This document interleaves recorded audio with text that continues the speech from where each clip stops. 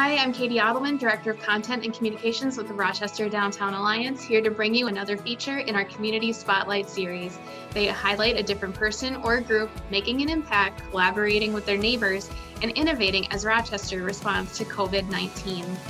Overall, these features are meant to offer uplifting messages about the positive things happening in our downtown Rochester community. Let's take a look at the latest Community Spotlight feature. Welcome to Community Spotlight series. On this feature is Major Lisa with the Salvation Army in downtown Rochester. Thank you for taking the time, Lisa. Thank you. It's a pleasure. Thanks. All right, so the Salvation Army is focusing on making life better for people. And so briefly describe how the Salvation Army is helping those in the community most in need during COVID-19. Well, we're doing most everything we've always been doing, even before this COVID-19, but we are doing most of our things very differently. And we're also doing a few new things. We've had to adapt some of our health services to keep our staff and our clients as safe as possible, and some of our feeding services and our food pantry. A lot of it is in a model, that's designed for social distancing. With our health clinic, we have a medical clinic, a dental clinic, and a pharmacy.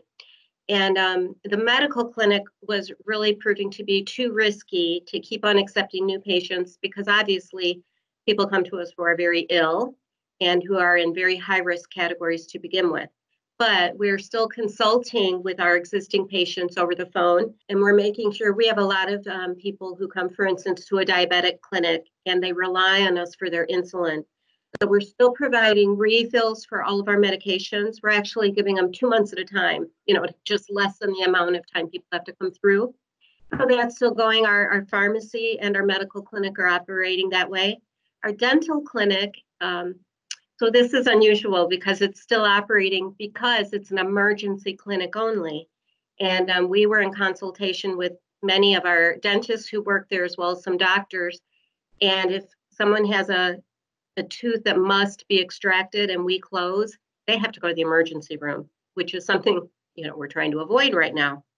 So what we're doing is our dental clinic is up and running, but we're screening, and we're really only taking the true emergencies. As far as over on the social service end, our food shelf is working 2 days a week. And just instead of coming in and shopping for the food, they have a prepackaged box from Channel 1 that people take, and we serve lunch every day. And that is a to-go model now. Instead of we had congregate dining. We can't deny these services, because it's providing they were important to begin with, and they're important now.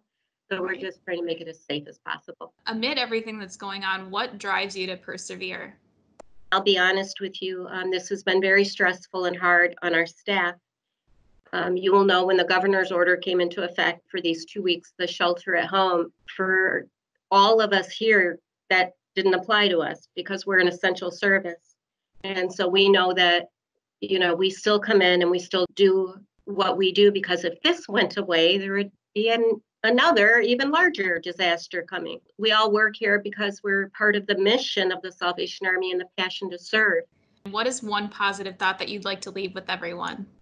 So we'll get through this. I mean, we're all in this together, and we're used to serving those who are already hard hit by life in the most difficult of circumstances. But we're in the same boat they are now. We're all afraid. And they say that happens in true disasters when a tornado hits the rich and the poor. There's no difference.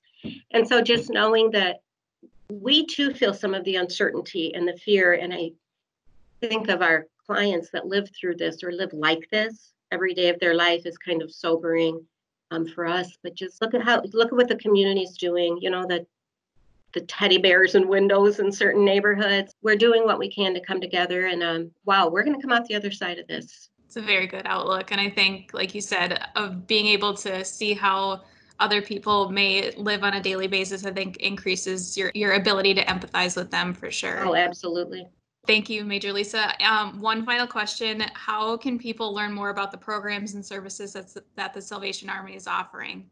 Sure, you can follow our Facebook, rochestersa.org. You can just call and talk to us, 288-3663. Thank you so much for the opportunity to speak. We're open, we're here, we're trying to do the best we can for this community.